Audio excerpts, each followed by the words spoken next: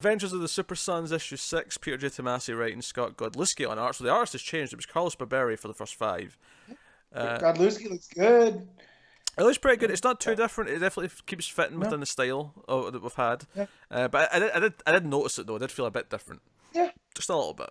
definitely. But so That Rex Luthor. That know. boy's a character. I know.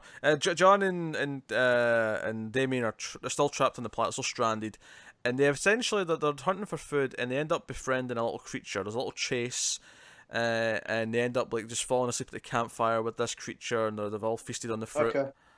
Hucka, yeah, that's what he kept saying. But when they wake up, Rex Luthor's there, and he's got the little creature by the neck, and he's threatened to kill it if they don't do what he says, and they put on the collars to dampen the powers and all the rest of it. And then, what was the guy that shows up? The Tomorrow's Traveler? It's Tomorrow. His last name is Tomorrow. Yeah. But he's on the cover, and he looks super cool because it's like all of the. He's got it looks like a Red Robin belt. He's got Superman's cape slung over his shoulder. Yeah, he's got.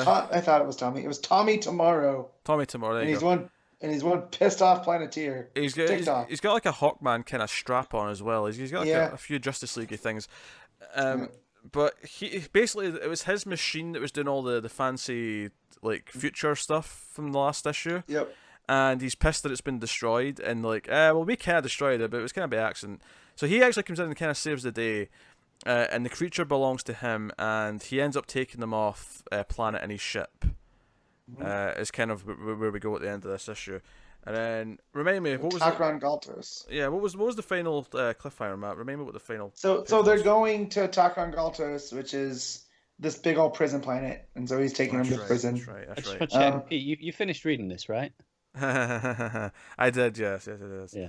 But Takran Galtos in Legion continuity, Takran Galtos 4 is where Shadowlass is from, and it's this shadowy planet.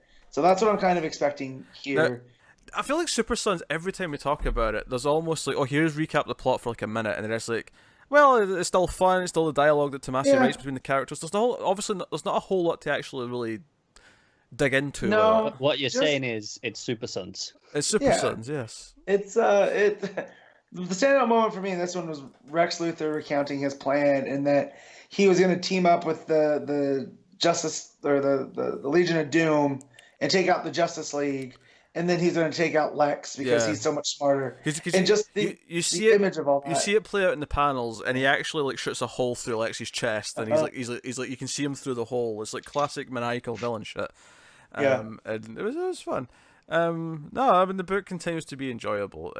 It's a very like inconsequential book. It doesn't feel like it's really important in the grand scheme of things by any means, but it's fun to read. If you like these characters, you enjoy it, and that's pretty much it. So, I guess that wraps up Super Sons again once more. Yeah. Matt, what are you giving it?